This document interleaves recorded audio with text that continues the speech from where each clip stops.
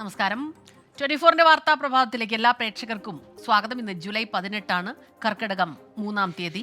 മുൻ മുഖ്യമന്ത്രി ഉമ്മൻചാണ്ടിയുടെ ഓർമ്മ ദിനമാണിന്ന്. പ്രിയ നേതാവിന്റെ ഓർമ്മയിൽ നാട്. സംസ്ഥാനത്ത് 4 ദിവസം കൂടി അതിശക്തമായ മഴ തുടരും എന്നുള്ള മുന്നറിയിപ്പുണ്ട്. ജമ്മുകശ്മീരിലെ ഡോഡയിൽ വീണ്ടും ഏറ്റുമുട്ടലുണ്ടായി എന്ന വാർത്തയും വരുന്നു. ഇതുൾപ്പെടെ നിരവധി വാർത്തകൾ ഈ പ്രഭാതത്തിൽ എത്തുന്നുണ്ട്. എല്ലാം വിശദമായി തന്നെ പരിശോധിക്കാം.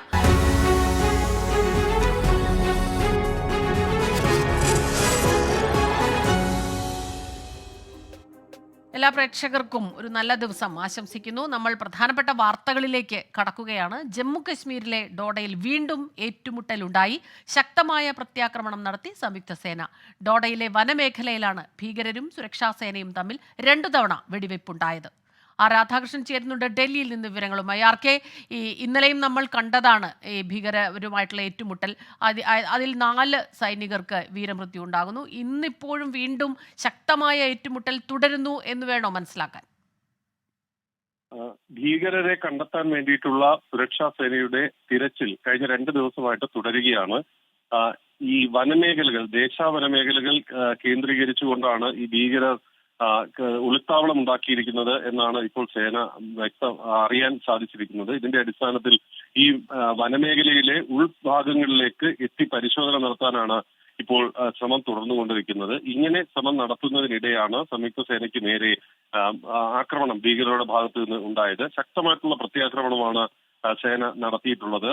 ഇത് ജമ്മുകശ്മീർ പോലീസാണ് ഇക്കാര്യം ഇപ്പോൾ സ്ഥിരീകരിച്ചിരിക്കുന്നത്. ഈ മേഖലയിൽ ഇപ്പോഴും ഭീകരർക്കായിട്ടുള്ള തെരച്ചിൽ തുടരുകയാണ് എന്നതാണ് വ്യക്തമാക്കുന്നത്. ഈ വനമേഖല കൂടാതെ ഏതാണ്ട് 5 ഇടങ്ങളിൽ, ഡോഡ ജില്ലയുടെ 5 ഇടങ്ങളിൽ ഈ തെരച്ചിൽ ഇപ്പോൾ നടക്കുന്നുണ്ട്. 5 ഭീകരർ വനമേഖലയിൽ ഉണ്ട് എന്നത് ഇതിനകം സംയുക്ത സേന സ്ഥിരീകരിച്ചിട്ടുണ്ട്. ഡ്രോൺ മുഖേന അടക്കം ഇവരുടെ യാത്രകൾ അടക്കം നിരീക്ഷിക്കാനായിട്ടുള്ള സംവിധാനങ്ങൾ ഒക്കെ ചെയ്തുകൊണ്ടാണ് ഇപ്പോൾ ഈ തെരച്ചിൽ മുന്നോട്ട് പോകുന്നത്. അടുത്ത് തന്നെ ശുഭവാർത്ത ലഭിക്കും എന്നാണ് സൈന്യം ഇപ്പോൾ വ്യക്തമാക്കുന്നത്.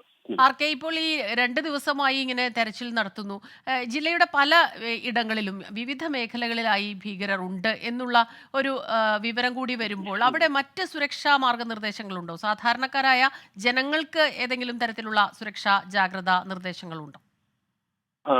ഈ 5 ഭീകരരാണ് എണ്ണത്തിലുള്ളത് എന്നുള്ളത് കൊണ്ട് തന്നെ വളരെ വേഗത്തിൽ നമുക്ക് അല്ലെങ്കിൽ സേനയ്ക്ക് ഇവരെ കണ്ടെത്താനും കീഴ്പ്പെടുത്താനും സാധിക്കുമായിരുന്നു. പക്ഷേ സാധാരണ ജനങ്ങളുടെ സുരക്ഷ ഓർത്തുകൊണ്ടാണ്, അഥവാ ഈ സാധാരണ ജനങ്ങളെ മറയാക്കിക്കൊണ്ടാണ് ഈ ഭീകരർ പലപ്പോഴും സൈന്യത്തിന് നേരെ ആക്രമണം നടത്തുന്നത്. പലപ്പോഴും തെറ്റിദ്ധരിപ്പിക്കുന്ന വിധത്തിൽ മറ്റ് സാധാരണക്കാരായിട്ടുള്ള ആളുകളുടെ കവചം ഉപയോഗിച്ചുകൊണ്ടാണ് ഈ ആക്രമണം നടത്തുന്നത് എന്നുള്ളത് കൊണ്ട് തന്നെ ഏറെ കരുതലോട് മാത്രമേ സൈന്യത്തിന് പ്രത്യാക്രമണം നടത്താനായിട്ട് സാധിക്കൂ. അതാണ് ഈ സേനയ്ക്ക് നഷ്ടമടക്കം ഉണ്ടാകുന്ന സാഹചര്യത്തിലേക്ക് എത്തിക്കുന്നത്. ഏതായാലും ഈ വിഷയത്തിൽ ജനങ്ങളുടെ ഭാഗത്തു നിന്നുള്ള പിന്തുണ സൈന്യം ഉറപ്പാക്കാനായിട്ട് ശ്രമിക്കുന്നുണ്ട്.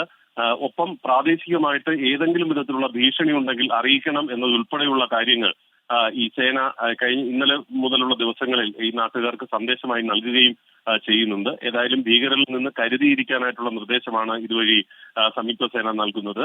ഭീകരരെ കണ്ടെത്താൻ സാധിക്കും, തന്ത്രപരമായിട്ടുള്ള തിരച്ചിലിലൂടെ കണ്ടെത്താൻ സാധിക്കും എന്ന ഒരു പ്രതീക്ഷയിൽ തന്നെയാണ് ഇപ്പോൾ ഇത്തരത്തിൽ മുന്നോട്ട് പോകുന്നത്. ജമ്മുകശ്മീരിലെ ഡോഡയിലെ വനമേഖലയിലാണ് ഭീകരരും സുരക്ഷാ സേനയും തമ്മിൽ 2 തവണ ഏറ്റുമുട്ടലുണ്ടായത്. രാധാകൃഷ്ണൻ വിവരങ്ങൾ നൽകുകയായിരുന്നു. സംസ്ഥാനത്ത് അതിശക്തമായ മഴ തുടരുമെന്ന് കേന്ദ്ര കാലാവസ്ഥാ വകുപ്പ് മുന്നറിയിപ്പ് നൽകുന്നു. 10 ജില്ലകളിൽ ഓറഞ്ച് അലേർട്ടും 4 ജില്ലകളിൽ യെല്ലോ അലേർട്ടും പ്രഖ്യാപിച്ചു. തിരുവനന്തപുരം, കൊല്ലം, പത്തനംതിട്ട, ആലപ്പുഴ ജില്ലകളിലാണ് യെല്ലോ അലേർട്ട് പ്രഖ്യാപിച്ചിട്ടുള്ളത്. അഖിൽ ഷാ അൻസാർ തിരുവനന്തപുരത്ത് നിന്ന് ചേരുന്നുണ്ട്. അഖിൽ ഷാ, വലിയ മഴക്കെടുതികൾ ഇങ്ങനെ ഓരോ ദിവസവും ഓരോ നേരത്തും വന്നുകൊണ്ടിരിക്കുന്നുണ്ട്. അതുകൊണ്ട് തന്നെ വലിയ ജാഗ്രത പാലിക്കേണ്ട സമയമാണ്. എല്ലാവരും തന്നെ, നമ്മൾ പ്രേക്ഷകർ ഉൾപ്പെടെ ചോദിക്കുന്നുണ്ട്, ഇന്നത്തെ മഴ മുന്നറിയിപ്പുകൾ, എവിടെയെല്ലാം മഴ ശക്തമാകാനുള്ള സാധ്യത? കൂടുതൽ വിവരങ്ങൾ. സ്മിത, സംസ്ഥാന വ്യാപകമായി മഴ ശക്തമാകാനുള്ള സാധ്യതയാണ് കേന്ദ്ര കാലാവസ്ഥാ വകുപ്പ് പ്രവചിക്കുന്നത്. സംസ്ഥാനത്ത് അടുത്ത 5 ദിവസം മഴ തുടരും എന്നുള്ള കാര്യമാണ് കേന്ദ്ര കാലാവസ്ഥാ വകുപ്പ് ഈ ഘട്ടത്തിൽ അറിയിക്കുന്നത്. ഇന്ന് മുഴുവൻ ജില്ലകളിലും മഴ മുന്നറിയിപ്പുണ്ട്.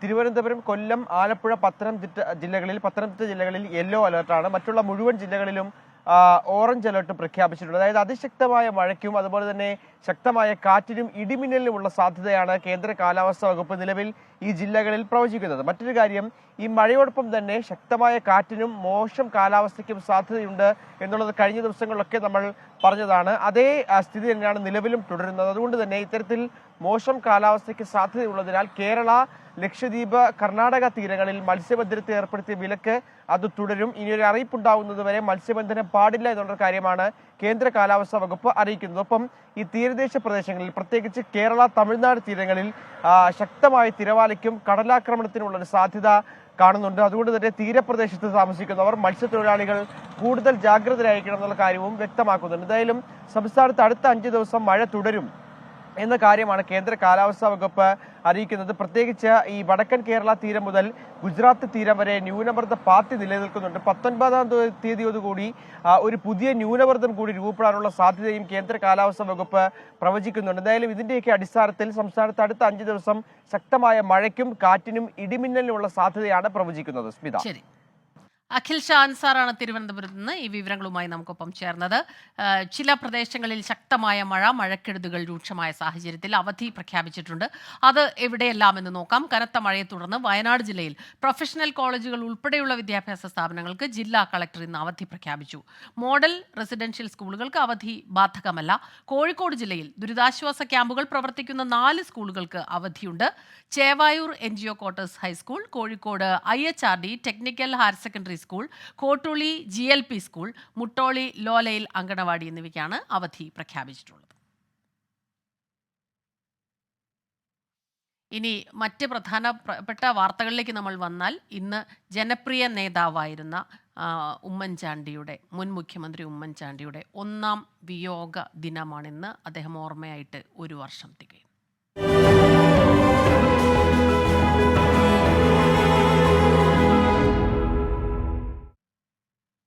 മുൻ മുഖ്യമന്ത്രി ഉമ്മൻചാണ്ടിയുടെ വിയോഗത്തിന് 1 വർഷം തികയുന്നു. മനുഷ്യപക്ഷത്തു നിന്ന ഭരണാധികാരിയായിരുന്നു ഉമ്മൻചാണ്ടി. തൊഴിൽ വകുപ്പ് മന്ത്രി മുതൽ മുഖ്യമന്ത്രി വരെയുള്ള സ്ഥാനങ്ങൾ കൈകാര്യം ചെയ്യുമ്പോഴും ക്ഷേമ പ്രവർത്തനങ്ങൾക്കായിരുന്നു അദ്ദേഹം ഊന്നൽ നൽകിയത്. വൻകിട പദ്ധതികൾക്ക് തുടക്കം കുറിച്ച് കേരളത്തിന്റെ വളർച്ചയുടെ ഗതിവേഗം കൂട്ടിയപ്പോഴും ജനങ്ങളുടെ കണ്ണീരൊപ്പുന്ന മുഖ്യമന്ത്രിയായി അറിയപ്പെടാനാണ് ഉമ്മൻചാണ്ടി എന്നും ആഗ്രഹിച്ചത്. കൊച്ചി മെട്രോയ്ക്കും വിഴിഞ്ഞം തുറമുഖത്തിനും കണ്ണൂർ വിമാനത്താവളത്തിനും തുടക്കം കുറിച്ച ഉമ്മൻചാണ്ടിയെ ശക്തനായ ഭരണാധികാരിയായിട്ടാണ് ചരിത്രം അടയാളപ്പെടുത്തുന്നത്. സമഗ്ര വികസനത്തിന് നേതൃത്വം നൽകിയപ്പോഴും ക്ഷേമപ്രവർത്തനങ്ങളിലായിരുന്നു മുൻഗണന. തൊഴിലില്ലായ്മ വേതനം നടപ്പാക്കിയത് മുതൽ ഇത് വ്യക്തമാണ്. ശ്രവണ പരിമിതിയുള്ള കുട്ടികൾക്കായി നടത്തിയ കോക്ലിയർ ഇംപ്ലാന്റേഷനായിരുന്നു കരുതലിൻ്റെ മികച്ച ഉദാഹരണം. സാധാരണക്കാർക്ക് ഭരണാധികാരിയെ കാണാനും അടുത്തു നിന്ന് പരാതി പറയാനും അവസരമൊരുക്കിയ ജനസമ്പർക്ക പരിപാടിയാണ് ഒരുപക്ഷെ ഉമ്മൻചാണ്ടി എന്ന ഭരണകർത്താവിനെ ചരിത്രത്തിൽ മികവുള്ളതാക്കി തീർത്തത്. മാസങ്ങളെടുത്ത് പരിഹരിക്കേണ്ട പ്രശ്നങ്ങൾ പോലും 5 മിനിറ്റിൽ തീർപ്പാക്കാനുള്ള വൈദഗ്ധ്യമായിരുന്നു ഉമ്മൻചാണ്ടി എന്ന ഭരണകർത്താവിൻ്റെ സവിശേഷത. ഏത് പ്രശ്നത്തിനും ഉമ്മൻചാണ്ടിക്ക് പരിഹാരമുണ്ടായിരുന്നു. ഉദ്യോഗസ്ഥ ഫയൽ കുറിപ്പുകളെ മറികടന്നുള്ള പരിഹാര മാർഗമാണ് ഉമ്മൻചാണ്ടിയെ ജനപ്രിയനാക്കിയത്. മുഖ്യമന്ത്രിയുടെ ദുരിതാശ്വാസ നിധി അർഹരായവർക്കെല്ലാം ലഭിക്കുന്നുണ്ടെന്ന് ഉറപ്പാക്കാൻ അദ്ദേഹം ശ്രദ്ധിച്ചു. അതിവേഗം ബഹുദൂരമെന്ന ആപ്തവാക്യത്തിലൂന്നിയായിരുന്നു മുഖ്യമന്ത്രിയായ ഉമ്മൻചാണ്ടിയുടെ പ്രവർത്തനം. പിന്നീട് വിവാദങ്ങൾക്കിടയാക്കിയെങ്കിലും മുഖ്യമന്ത്രിയുടെ ഓഫീസിൽ 24 മണിക്കൂറും പ്രവർത്തിക്കുന്ന ക്യാമറ വഴി വെബ്കാസ്റ്റിംഗ് നടപ്പാക്കി സുതാര്യത ഉറപ്പാക്കാനും ശ്രമിച്ചു. രാഷ്ട്രീയ എതിരാളികളോട് ഭരണാധികാരികൾ വിദ്വേഷം കാട്ടുമ്പോൾ ഉമ്മൻചാണ്ടി ഇതിലും വ്യത്യസ്തനായിരുന്നു. എതിരാളിയുടെ വിമർശനങ്ങളെ ക്ഷമയോടെ ഉൾക്കൊള്ളാനും ഭരണാധികാരി എന്ന നിലയിൽ കഴിഞ്ഞതും ഉമ്മൻചാണ്ടിയെ ജനപ്രിയനാക്കി. 24 തിരുവനന്തപുരം. ഒരു ജനപ്രതിനിധികൾക്കും ലഭിക്കാത്ത ഭാഗ്യമാണ് ഉമ്മൻചാണ്ടി എന്ന നേതാവിന് ലഭിച്ചത്. പുതുപ്പള്ളിക്കാർക്ക് അവരുടെ കുഞ്ഞുഞ്ഞ് എത്രമാത്രം പ്രിയങ്കരനായിരുന്നു, അത്രമാത്രം പ്രിയപ്പെട്ടതായിരുന്നു പുതുപ്പള്ളിയെ ഉമ്മൻചാണ്ടിക്കും. ഒരിക്കലും അണയാത്ത ദീപം പോലെ ആ ബന്ധം ഇന്നും പുതുപ്പള്ളിയുടെ മണ്ണിൽ അണയാതെ നിൽക്കുന്നു. പുതുപ്പള്ളിക്കാരുടെ കുഞ്ഞുഞ്ഞിൻ്റെ സ്വന്തം പുതുപ്പള്ളി. ആ ബന്ധം അത്രമേൽ ദൃഢമായത് യാദൃച്ഛികമായിരുന്നില്ല. പള്ളിക്കൂടത്തിൽ പോയപ്പോഴും പള്ളിയിൽ പോയപ്പോഴും രാഷ്ട്രീയത്തിലെത്തിയപ്പോഴും പുതുപ്പള്ളിയെ ഉമ്മൻചാണ്ടി മറന്നില്ല. നീണ്ട 53 വർഷം പുതുപ്പള്ളിക്കാരുടെ MLA ആയതും അതുകൊണ്ട് തന്നെ. 1970-ൽ ആദ്യം നിയമസഭ കയറുമ്പോൾ ലഭിച്ച പുതുപ്പള്ളിക്കാരുടെ പിന്തുണയും സ്നേഹവും 12 തവണയും അവർ നൽകി. ഞായറാഴ്ചകൾ പുതുപ്പള്ളിക്കാർക്കായി മാറ്റിവെച്ചതും ആ ബന്ധത്തിൻ്റെ ബാക്കിപത്രം.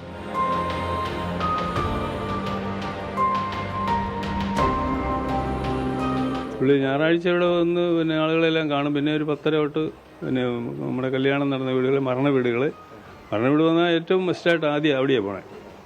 അവിടെ പോവും. പിന്നെ പൊതുവികസന പദ്ധതികളൊക്കെ ഉദ്ഘാടനങ്ങൾ കാര്യങ്ങളെല്ലാം ഒരിടത്തും പുള്ളി പോകാതെ മാറുന്ന ആളല്ല.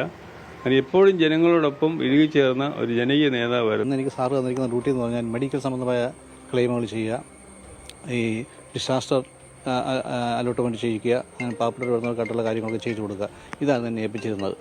അത് ഒരു വ്യക്തിയുടെ ഒരു കാര്യം വന്നു കഴിഞ്ഞാൽ അത് 100% ചെയ്തതിന് ശേഷം സാറിൻ്റെ അടുത്ത് നമ്മൾ പറയണമായിരുന്നു. ഇത് അവർക്ക് ഡണ്ണായി, അത് അവർക്ക് പൈസ കിട്ടി എന്ന് ബോധ്യമാകുമ്പോഴായിരിക്കും അത് പുള്ളി നമ്മളെ അതിൽ നിന്ന് പിന്തിരിപ്പിക്കുള്ളൂ. അതുവരെ നമ്മുടെ പറയാൻ എനിക്ക് അവർക്ക് കിട്ടിയോ എന്ന് ചോദിച്ച്. 1 വർഷം മുൻപ് ഇതേ ദിവസം പുതുപ്പള്ളിക്കാരുടെ കണ്ണ് നനച്ച് യാത്രയായെങ്കിലും പുതുപ്പള്ളി പുണ്യാളനൊപ്പം അവർ കുഞ്ഞുഞ്ഞിനും ഇടമൊരുക്കി. പിൻഗാമിയായി മകനെത്തിയപ്പോൾ ഇരുകൈ നീട്ടി പുതുപ്പള്ളിക്കാർ സ്വീകരിച്ചതും ചരിത്രം. ഞാൻ പല സ്ഥലത്ത് ചെല്ലുമ്പോൾ അവരോരോരുത്തരും അവരുടെ വീടുകളിൽ മരിച്ചവരോടൊപ്പം, ചില ദൈവത്തിൻ്റെ ഫോട്ടോടൊപ്പമൊക്കെയാണ് പലരും വെക്കുന്നത്. അത്രയ്ക്ക് സ്നേഹമാണ് ഈ നാടിന് അദ്ദേഹത്തിനോട്. അപ്പോൾ അത് മറ്റൊരാൾക്ക് എന്തായാലും അത് റിപ്ലിക്കേറ്റ് ചെയ്യാൻ പറ്റത്തില്ല എന്നുള്ളത് യാഥാർത്ഥ്യമാണ്. അതേസമയം ഇപ്പോഴും അദ്ദേഹം പോയെന്നൊരു ഫീലിംഗ് അവരിൽ പലർക്കും ഇല്ല. അതാണ് ഒരു യാഥാർത്ഥ്യം. പുതുപ്പള്ളിയെ വിട്ട് മറ്റൊരിടം ഒരിക്കലും തേടിയിട്ടില്ല ഉമ്മൻചാണ്ടി. അവസാന തെരഞ്ഞെടുപ്പിന് മുൻപ് പറിച്ചു നടാനുള്ള ശ്രമവും വിഫലമായി. പുതുപ്പള്ളിയുടെ മണ്ണിൽ ഇന്നും അവരുടെ കുഞ്ഞുഞ്ഞ് അണയാതെ ജ്വലിക്കുന്നുണ്ട്.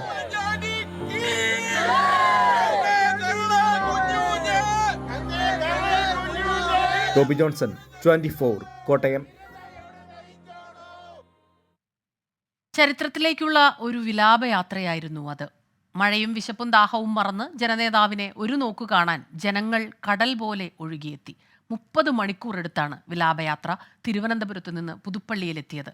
ജനങ്ങളോടുള്ള ഉമ്മൻചാണ്ടിയുടെ ബന്ധത്തിന് അവർ നൽകിയ സ്നേഹമായിരുന്നു ആ ജനസാഗരം.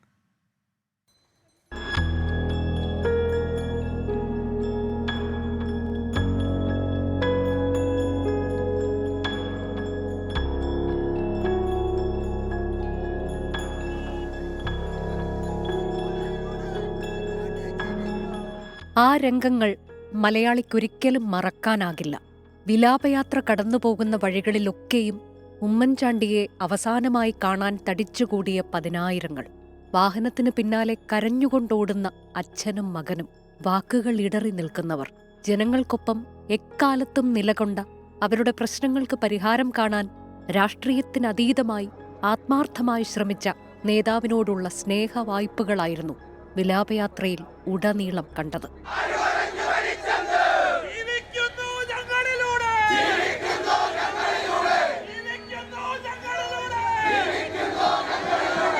ചരിത്രമായ ഒരു വിലാപയാത്രയായിരുന്നു അത്.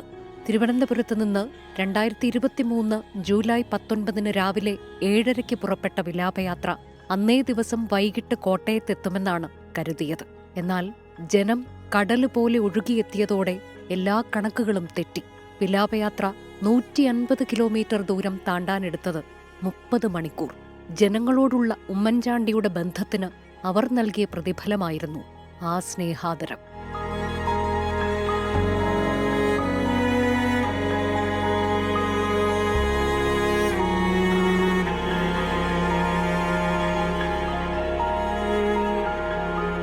ജനനേതാവിന്റെ വിലാപയാത്ര ഇടവേളകളില്ലാതെയാണ് 24 സംപ്രേഷണം ചെയ്തത്.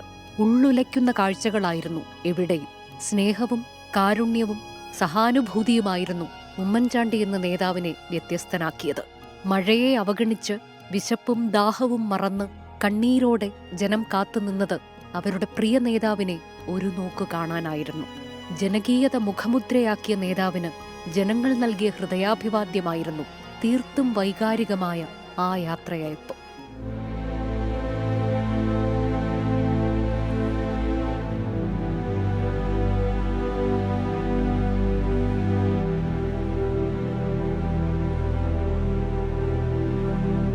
വർഷമൊന്നാകുമ്പോഴും നിലയ്ക്കുന്നില്ല ആ ഒഴുക്ക്. പ്രിയ നേതാവ് അന്ത്യവിശ്രമം കൊള്ളുന്നയിടത്തേക്ക് ദിനംപ്രതി 100 കണക്കിന് പേർ ഇപ്പോഴും എത്തുന്നത് മറ്റൊരപൂർവത.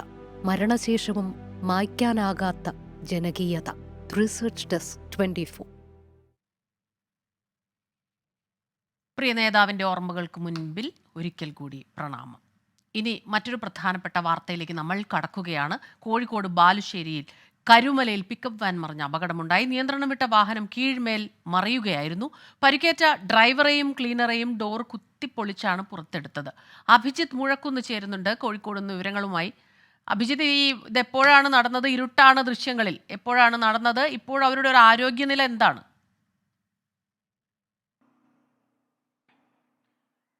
സ്മിത, ഈ അപകടം നടക്കുന്നത് രാവിലെ ഏതാണ്ട് പുലർച്ചെ 3:30 മണിയോടടുപ്പിച്ചാണ്. മഞ്ചേരിയിൽ നിന്ന് കണ്ണൂരിലേക്ക് മാമ്പഴവുമായി പോവുകയായിരുന്നു ഈ പിക്കപ്പ് വാൻ.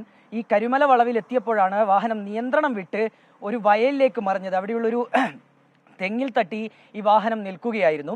പിന്നാലെ അതിലൂടെ പോകുന്നവരാണ് ഈ ഒരു അപകടം കണ്ടത്. തുടർന്നവർ ഹൈവേ പോലീസിനെ അറിയിച്ചു, നരിക്കുനി ഫയർഫോഴ്സിനെ അറിയിച്ചു. തുടർന്ന് അവരെത്തിയപ്പോഴാണ് ഈ വാഹനത്തിനകത്ത് ഈ ഡ്രൈവറും ക്ലീനറും കുടുങ്ങിക്കിടക്കുന്നത് കാണുന്നത്. തുടർന്ന് നരിക്കുനിയിൽ നിന്ന് ഫയർഫോഴ്സ് ഹൈഡ്രോളിക് കട്ടർ ഉപയോഗിച്ച് ഈ വാഹനത്തിന്റെ ഡോറ് പൊളിച്ചാണ് ഇവരെ പുറത്തെടുക്കുന്നത്. 2 പേർക്ക് പരിക്കേറ്റിട്ടുണ്ട്. ഇവരുടെ പേരുകൾ മലപ്പുറം സ്വദേശികളാണ്. മുഹമ്മദ് റഷാദ്, കൃഷ്ണകുമാർ എന്നിവർക്കാണ് നിലവിൽ പരിക്കേറ്റത്. അവരെ ഇപ്പോൾ കോഴിക്കോട് മെഡിക്കൽ കോളേജ് ആശുപത്രിയിലേക്ക് മാറ്റുകയും ചെയ്തിട്ടുണ്ട്. പരിക്ക് ഗുരുതരമല്ല എന്നുള്ളതാണ് നാം മനസ്സിലാക്കുന്നത്. സ്മിത, ശരി, അതൊരു ആശ്വാസ വാർത്ത കൂടിയാകുന്നു. കാരണം ദൃശ്യങ്ങൾ കണ്ടാൽ അറിയാം, നിയന്ത്രണം വിട്ട വാഹനം കീഴ്മേൽ മറിയുകയായിരുന്നു.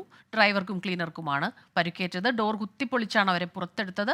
ആരോഗ്യനില അത്ര ഗൗരവമില്ല, സാരമായ പരിക്കുകളേ ഉള്ളൂ എന്നാണ് ഇപ്പോൾ നമുക്ക് അറിയാൻ കഴിയുന്ന വിവരം. അഭിജിത്ത് മുഴക്കുന്ന് കോഴിക്കോട് നിന്ന് വിവരങ്ങളുമായി ചേരുകയായിരുന്നു. ഇനി മറ്റൊരു പ്രധാനപ്പെട്ട റിപ്പോർട്ടിലേക്ക് കടക്കുകയാണ്. തിരുവനന്തപുരം ആമയിഴഞ്ചാൻ തോട്ടിലെ മാലിന്യം നീക്കം ചർച്ച ചെയ്യാൻ മുഖ്യമന്ത്രി വിളിച്ച അടിയന്തര യോഗം ഇന്നാണ്. ശുചീകരണ തൊഴിലാളി എൻ ജോയി റെയിൽവേ പരിധിയിലുള്ള ടണലിൽ മുങ്ങി മരിച്ചതിനു പിന്നാലെയാണ് യോഗം വിളിച്ചത്.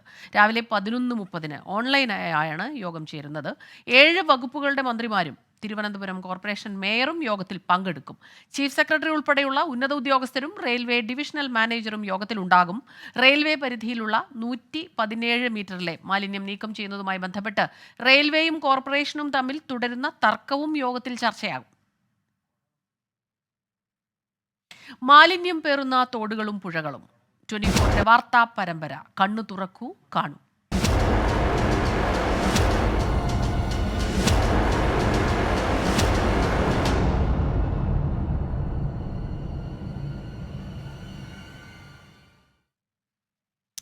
ആമയിഴഞ്ചാൻ തോട്ടിലുണ്ടായതിനു സമാനമായ ദുരന്തം കൊച്ചിയിലും ആവർത്തിക്കാനുള്ള സാധ്യത ഏറെയാണ്.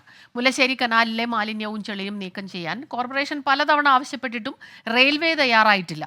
റെയിൽപാതയ്ക്ക് അടിയിലൂടെ പോകുന്ന തോട്ടിലെ മാലിന്യം നീക്കാൻ 1 വർഷം മുൻപ് തയ്യാറാക്കിയ പദ്ധതിയുടെ പ്രവൃത്തികളും ഇതുവരെ തുടങ്ങിയിട്ടില്ല.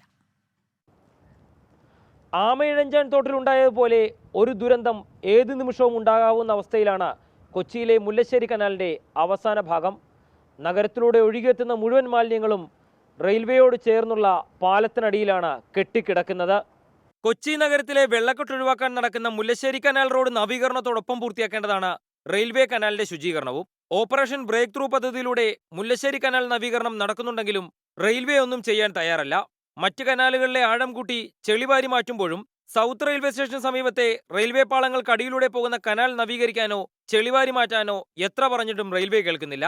ഇതോടെ കനാലുകളിൽ കൂടുതൽ ജലമെത്തുമ്പോൾ അത് റെയിൽവേ പാളത്തിനടിയിലൂടെ മറുകര കടക്കാൻ കൂടുതൽ സമയമെടുക്കും. ഇതിന്റെ ദുരിതമനുഭവിക്കേണ്ടത് ജനങ്ങളും.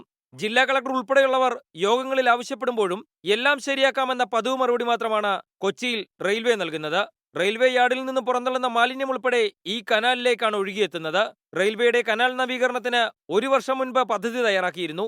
എന്നിട്ടും ജോലികൾ ആരംഭിക്കാൻ മാത്രം റെയിൽവേക്ക് താൽപ്പര്യമില്ല. റെയിൽവേ പാളങ്ങൾക്കടിയിലൂടെ പോകുന്ന മുല്ലശ്ശേരി കനാലിൽ വർഷങ്ങളായി റെയിൽവേയുടെ യാർഡിൽ നിന്നും വരുന്ന കരിയോയിൽ ഉൾപ്പെടെ നീക്കം ചെയ്യപ്പെടാതെ കിടക്കുകയാണ്. കളക്ടറും കോർപ്പറേഷനും അടക്കം പലവട്ടം ആവശ്യപ്പെട്ടിട്ടും നാടിന്റെ ആവശ്യം റെയിൽവേക്ക് മാത്രം മനസ്സിലാകുന്നില്ല. റെയിൽവേയുടെ അലംഭാവം ഹൈക്കോടതിയുടെ ശ്രദ്ധയിലെത്തിക്കാനാണ് നിലവിൽ കോർപ്പറേഷന്റെ തീരുമാനം. ക്യാമറാമാൻ സച്ചിനൊപ്പം എസ് ശ്യാംകുമാർ, 24 കൊച്ചി. പ്രധാനപ്പെട്ട വളരെ പ്രധാനപ്പെട്ട ഒരു വാർത്തയിലേക്ക് നമ്മൾ പോവുകയാണ്. അമേരിക്കൻ പ്രസിഡന്റ് ജോ ബൈഡന് കോവിഡ് സ്ഥിരീകരിച്ചു. ലാസ് വേഗസിലെ തെരഞ്ഞെടുപ്പ് പ്രചാരണ പരിപാടിക്കിടെ ശ്വാസതടസ്സം നേരിട്ടതിനെ തുടർന്നുണ്ടായ പരിശോധനയിലാണ് കോവിഡ് സ്ഥിരീകരിച്ചത്. അമേരിക്കയിൽ നിന്ന് മധു കൊട്ടാരക്കര ചേരുന്നുണ്ട്. ഗുഡ് മോർണിംഗ് മധു കൊട്ടാരക്കര. ഈ ബൈഡൻ അനുകൂലികളെ സംബന്ധിച്ചിടത്തോളം വീണ്ടും ഒരു ആശങ്ക ഉണ്ടാകുന്നു. 81 വയസ്സുകാരനായ ജോ ബൈഡന് വീണ്ടും കോവിഡ് സ്ഥിരീകരിച്ചിരിക്കുന്നു എന്നുള്ള വാർത്ത. പക്ഷേ ആരോഗ്യം വലിയ പ്രശ്നങ്ങളില്ല എന്നാണ് ബൈഡൻ പറയുന്നത്. ഗുഡ് മോർണിംഗ് സ്മിത പറഞ്ഞതുപോലെ ബൈഡനും അതുപോലെ ഡെമോക്രാറ്റിക് പാർട്ടിക്കും ആശങ്കകളുടെ ഒന്നൊന്നായിട്ടുള്ള വാർത്തകളാണ് വന്നുകൊണ്ടിരിക്കുന്നത്. ലാസ് വേഗസിൽ തെരഞ്ഞെടുപ്പ് പ്രചരണമായി തിരക്കിട്ട പരിപാടികളുമായിട്ടാണ് ജോ ബൈഡൻ ഇവിടെ എത്തിയത്. അപ്പോഴാണ് ഈ കോവിഡ് സ്ഥിരീകരിച്ചിരിക്കുന്നതായിട്ട് ഉള്ള വാർത്തകൾ വരുന്നതും പിന്നീട് White House press secretary Karine Jean Pierre ഒരു പ്രസ്താവനയിലൂടെ അത് സ്ഥിരീകരിക്കുകയും ചെയ്തിട്ടുണ്ട്. ബൈഡൻ അദ്ദേഹത്തിന്റെ ഭവനമായ ഡെലവേറിലേക്ക് മടങ്ങിക്കൊണ്ടിരിക്കുകയാണ്. എയർഫോഴ്സ് വണ്ണില് ഒരു ഏകദേശം 2 മണിക്കൂർ മുമ്പാണ് ഈ വിമാനം ഇങ്ങോട്ട് യാത്ര തിരിച്ചിരിക്കുന്നത്. അദ്ദേഹത്തിന്റെ ഭവനത്തിൽ ഇരുന്നുകൊണ്ട് ക്വാറന്റൈനിലായിരിക്കും. അദ്ദേഹം ഒരു പ്രസിഡന്റ് എന്നുള്ള നിലയിലുള്ള എല്ലാ ചുമതലകളും അവിടെ നിന്ന് വഹിക്കുന്നതായിരിക്കുമെന്നും വൈറ്റ് ഹൗസ് അറിയിച്ചിട്ടുണ്ട്. ബൈഡൻ ട്രംപിന് നേരെ നടന്ന വധശ്രമത്തിന് ശേഷം ഈ പേഴ്സണൽ അറ്റാക്കുകൾ ഒന്നും നടത്താതെ വളരെ സൂക്ഷിച്ചുള്ള പ്രസംഗങ്ങളായിരുന്നെങ്കിലും ഒരു നിമിഷത്തിൽ അദ്ദേഹത്തിന് ലാസ് വേഗസിലെ തെരഞ്ഞെടുപ്പ് യോഗത്തിന്റെ നിയന്ത്രണം വിട്ടു പോവുകയും ഡൊണാൾഡ് ട്രംപ് പറയുന്നതെല്ലാം കള്ളത്തരമാണെന്ന് ഒരു സമയം പറയേണ്ടി വരികയും ചെയ്തു. അമേരിക്കയിലെ തെരഞ്ഞെടുപ്പ് രാഷ്ട്രീയ രംഗം ചൂടുപിടിച്ചിരിക്കുകയാണെന്ന് ബൈഡൻ ആവർത്തിച്ചു പറഞ്ഞു. അത് തണുപ്പിക്കാൻ വേണ്ട എല്ലാ കാര്യങ്ങളും ചെയ്യുമെന്നും ഇന്ന് അദ്ദേഹം ഈ ലാസ് വേഗസിൽ നിന്ന് മടങ്ങും മുമ്പുള്ള പ്രസംഗത്തിൽ പറയുകയും ചെയ്തു. ഏതായാലും ഇപ്പോൾ തെരഞ്ഞെടുപ്പ് പ്രചാരണ പരിപാടികൾ റദ്ദു ചെയ്തിരിക്കുകയാണ്. സ്വവസതിയിൽ സ്വയം നിരീക്ഷണത്തിൽ കഴിയാനാണ് ഇപ്പോൾ ജോ ബൈഡന്റെ തീരുമാനം. മധു കൊട്ടാരക്കരയാണ് വിവരങ്ങളുമായി നമുക്കൊപ്പം ചേർന്നത്. ഇനി മറ്റൊരു പ്രധാനപ്പെട്ട വിവരത്തിലേക്കാണ്. കേരള വ്യാപാരി വ്യവസായി സമിതി സ്ഥാപക നേതാവും തൃശൂർ ജില്ലാ സ്പോർട്സ് കൗൺസിൽ വൈസ് പ്രസിഡന്റുമായ ബിന്നി ഇമ്മട്ടിയുടെ സംസ്കാരം ഇന്ന് വൈകിട്ട് 4 മണിക്ക് തൃശൂർ കിഴക്കേക്കോട്ട മാർ യോഹന്നാൻ മംദാന പള്ളി സെമിത്തേരിയിലാണ് സംസ്കാരം. വ്യാപാരികൾക്കിടയിൽ ഒരു സംഘടന മാത്രം കരുത്തോടെ നിന്ന കാലം. 1988 CPIMന്റെ കരുത്തിൽ വ്യാപാരി വ്യവസായികൾക്കായി മറ്റൊരു സംഘടനയ്ക്ക് പിറവി നൽകി. കേരള സംസ്ഥാന വ്യാപാര വ്യവസായി സമിതി. വെല്ലുവിളികൾ നിറഞ്ഞ സംഘടനാ രൂപീകരണത്തിലും പിന്നീടുള്ള പ്രവർത്തനങ്ങളിലും നിർണായക പങ്കുവഹിച്ച നേതാവായിരുന്നു ബിന്നി ഇമ്മട്ടി. കടലാസ സംഘടന എന്ന് പലരും അധിക്ഷേപിച്ച സംഘടനയെ ഈ കാണുന്ന കരുത്തിലെത്തിച്ചതിൽ ബിന്നി വഹിച്ച സംഘടനാ നേതൃപാടവം ചെറുതായിരുന്നില്ല.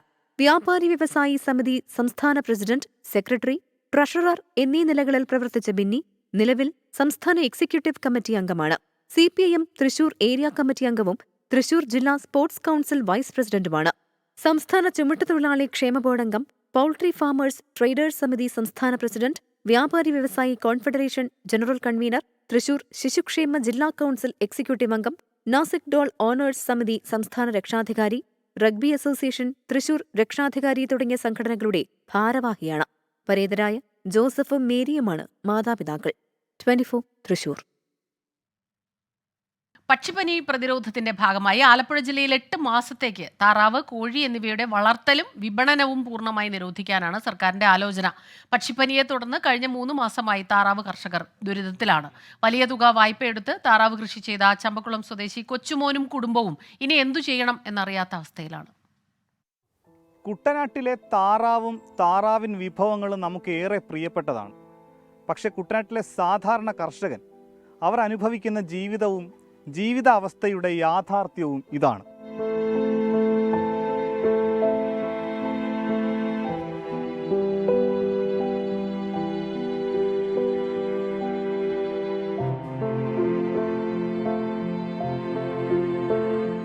കുട്ടനാട്ടിലെ പരമ്പരാഗത താറാവ് കർഷകനാണ് കൊച്ചുമോൻ.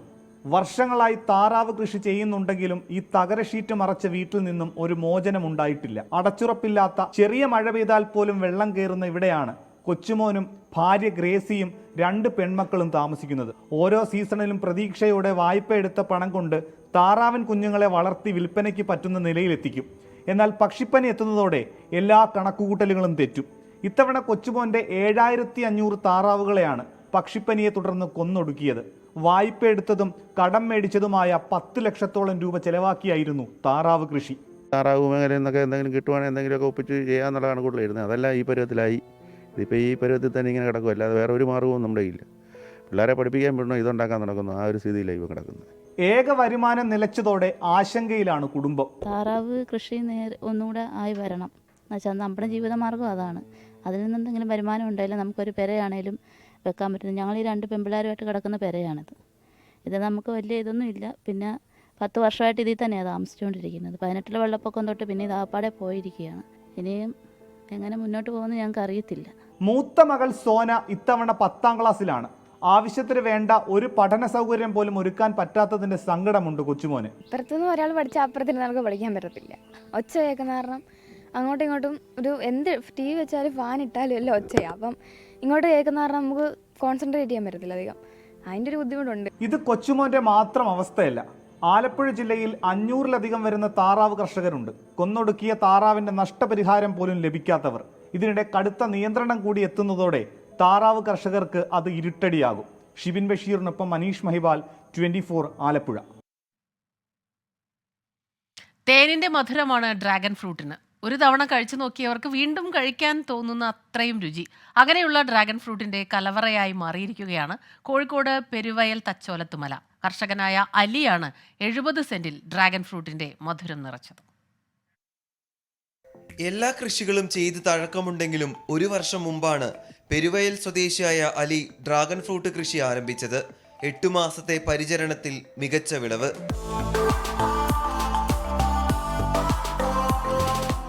മലേഷ്യൻ റെഡ് ഇനത്തിൽപ്പെട്ട ഡ്രാഗൺ ഫ്രൂട്ടിന്റെ മേന്മയറിഞ്ഞ് നിരവധി പേരാണ് എത്തുന്നത്. ആവശ്യക്കാരും ഏറെ. പാറ നിറഞ്ഞതായിട്ട് മറ്റുള്ള കൃഷികളൊന്നും കാര്യമായിട്ട് പിടിക്കാതെ വെള്ളം കിട്ടാത്ത ഒരു ഭാഗമാണ്. അങ്ങനെ പഠിച്ചപ്പോൾ നമ്മളൊരു സുഹൃത്ത് ഇങ്ങനെ ഈ ഡ്രാഗൺ ഫ്രൂട്ട് വലിയ രോഗമൊന്നും വരാത്തൊരു സംഭവമാണ് ഡ്രാഗൺ ഫ്രൂട്ട് ചെയ്താൽ എന്ന് പറഞ്ഞപ്പോൾ അങ്ങനെ ഒരു 70 സെന്റ് ഓളമുള്ള സ്ഥലത്ത് പിന്നെ നമ്മളിത് ചെയ്ത്. പാറക്കെട്ടായിരുന്ന മേലെ തച്ചോലത്ത് മലയാണ് വ്യാളിപ്പഴത്തോട്ടമാക്കി മാറ്റിയത്. മറ്റ് കൃഷികളൊക്കെ മഴക്കാലത്ത് വരുമാനമില്ലാതെ നഷ്ടത്തിലാകും. എന്നാൽ ഡ്രാഗൺ ഫ്രൂട്ടിന് മഴക്കാലത്തും വരുമാനം ലഭിക്കും. പരിചരണവും കുറച്ചു മതി. ഡെയിലി വരുമാനം കിട്ടുന്ന ഒരു സംവിധാനം തന്നെയായിട്ട് എന്തായാലും മഴക്കാലത്ത് ഒരു 7-8 മാസം ഇതിൻ്റെ വരുമാനം ഡെയിലി കിട്ടും. ഇപ്പോൾ ഞാൻ വിളവെടുപ്പ് തുടങ്ങിയപ്പോൾ എന്നും കുറച്ചെങ്കിലും പറിച്ച് പിന്നെ കൊടുക്കാൻ സാധിക്കുന്നുണ്ട്. ആദ്യ പരീക്ഷണം വിജയിച്ചതോടെ പാറക്കെട്ട് നിറഞ്ഞ മലയുടെ മറ്റു ഭാഗങ്ങളിലേക്ക് കൂടി ഡ്രാഗൺ ഫ്രൂട്ടിന്റെ കൃഷി വ്യാപിപ്പിക്കാനാണ് അലിയുടെ തീരുമാനം. രാഹുൽ സുരേഷ്, 24 കോഴിക്കോട്. അന്നമില്ലാത്ത കാലത്ത് അന്നമായിരുന്നു പനംപൊടി. നാടിന്റെ വിശപ്പടക്കുന്നതിൽ പ്രധാനിയായിരുന്ന പനംപൊടി തയ്യാറാക്കി വരുമാനം കണ്ടെത്തുകയാണ് കോഴിക്കോട് പെരുവയൽ സ്വദേശിയായ മുരളീധരൻ. പനംപൊടിക്ക് ഇപ്പോഴും ആവശ്യക്കാർ ഏറെയാണ്. പനംപൊടി കേൾക്കുമ്പോൾ പുതുതലമുറയ്ക്ക് കൗതുകം. എന്നാൽ പഴമക്കാർക്ക് ഇത് ഗൃഹാതുരത്വം ഉണർത്തുന്ന ഓർമ്മകളിലേക്കുള്ള മടക്കമാണ്. വിശപ്പടക്കാൻ പനവെട്ടി പനഞ്ചോലിൽ നിന്ന് പനംപൊടി ഉണ്ടാക്കിയിരുന്ന കാലത്തേക്കുള്ള മടക്കം. അത്തരം കാഴ്ചയാണ് പെരുവയൽ നിന്നുള്ളത്. പനംപൊടി നിർമ്മാണം ഉപജീവന മാർഗമാക്കിയിരിക്കുകയാണ് മനക്കൽ പുതിയോട്ടിൽ മുരളീധരൻ. കിണർ നിർമ്മാണ തൊഴിലാളിയായിരുന്ന ഇദ്ദേഹം ആരോഗ്യ പ്രശ്നങ്ങൾ കാരണം ഈ ജോലിയിലേക്ക് തിരിയുകയായിരുന്നു. ഞാൻ കിണർ പണിക്കാരനെയാണ്. കിണറിന് പണിക്ക് പോവല്. അപ്പോൾ നമുക്കിപ്പോൾ ഞാനൊരു കിണറ്റിൽ വീണ് അങ്ങനെയൊക്കെ ഒരു ബുദ്ധിമുട്ട് കുടുങ്ങിയപ്പോൾ ഇപ്പോൾ കിണർ പണി എടുക്കാൻ പറ്റാത്തൊരവസ്ഥ വന്നു. അന്നപ്പം പിന്നെ വേറെ ഓരോരോ കാര്യങ്ങൾ ഏത് മേഖലയിലേക്ക് നീങ്ങണം എന്നിങ്ങനെ തിരിഞ്ഞ് കളിക്കുമ്പോൾ ലാസ്റ്റ് തോന്നിയതാണ് ചെറുപ്പത്തിൽ കുറേ കഴിച്ചൊരു സാധനമാണ് പന. അപ്പോൾ ആ രൂപത്തിൽക്കൊന്ന് മുന്നോട്ട് പോകാന്നുള്ള രൂപത്തിൽ പനംപൊടി ഉണ്ടാക്കിയൊന്ന് കൊടുക്കാം. എവിടെ ഇല്ലാത്തൊരു കാര്യമായതുകൊണ്ട് അതിൽ വിജയിക്കുന്നുള്ള ചെറിയൊരു സംശയം പോലെ അങ്ങനെ അത് തുടങ്ങി. നിരവധി പേരാണ് പെരുവയലിലെ റോഡരികിൽ വിൽപ്പനയ്ക്ക് വെക്കുന്ന മുരളീധരന്റെ പനംപൊടി വാങ്ങാനെത്തുന്നത്. പൊടിയാക്കിയും ആവശ്യാനുസരണം കഷ്ണങ്ങളായും നൽകുന്നുണ്ട്. നല്ല ചെലവുണ്ട്. കൂടുതൽ ആളുകൾ ഇങ്ങനെ വരുന്നുണ്ട്. ഇവിടെ ഇപ്പം റോഡ് സൈഡിലായതുകൊണ്ട് ഏറ്റവും കൂടുതൽ ആളുകൾ കാണുന്നുണ്ട്. അതിനുകൊണ്ട് ഇങ്ങനെ വന്ന് എല്ലാവരും കിലോനായിട്ട് 1 കിലോ 2 കിലോനായിട്ട് ഇങ്ങനെ വാങ്ങിച്ചു പോകുന്നുണ്ട്. രുചികരമായ പനം കഞ്ഞിയും പനം കുറുക്കും പായസവുമെല്ലാം ഉണ്ടാക്കാം എന്നതിനൊപ്പം പനംപൊടി ആരോഗ്യത്തിന് ഏറെ ഗുണകരവുമാണ്. സമീർ സി മുഹമ്മദ്, 24 കോഴിക്കോട്. മറ്റൊരു പ്രധാനപ്പെട്ട റിപ്പോർട്ടിലേക്ക് കൂടി. മൈജി സാംസങ് ഗ്രേറ്റ് ഉത്സവ് സമ്മാനദാനവും മൈ ഗാലക്സി കമ്മ്യൂണിറ്റി ലോഞ്ചും കോഴിക്കോട് നടന്നു. പൊറ്റമ്മൽ മൈജി ഫ്യൂച്ചർ ഷോറൂമിൽ നടന്ന ചടങ്ങിൽ സാംസങ്ങിന്റെ പുതിയ മോഡലുകളായ ഫോൾഡ് 6, ഫ്ലിപ്പ് 6 എന്നീ മൊബൈൽ ഫോണുകൾ പരിചയപ്പെടുത്തി. സാംസങ്ങും മൈജിയും ചേർന്ന് നടത്തിയ മൈജി സാംസങ് ഗ്രേറ്റ് ഉത്സവ് വിജയിക്ക് 5 ലക്ഷം രൂപ വില വരുന്ന സമ്മാനങ്ങളാണ് നൽകിയത്. വടകര സ്വദേശിയായ KK ജസീലായിരുന്നു വിജയി. ചടങ്ങിൽ myG chairman and managing director AK Shaji, Samsung senior vice president Raju Antony Pullan, Jongshik Bobiu, R Balaji തുടങ്ങിയവർ പങ്കെടുത്തു. ഇതോടെ ഈ വാർത്താ ബുള്ളറ്റിൻ പൂർണ്ണമാകുന്നു.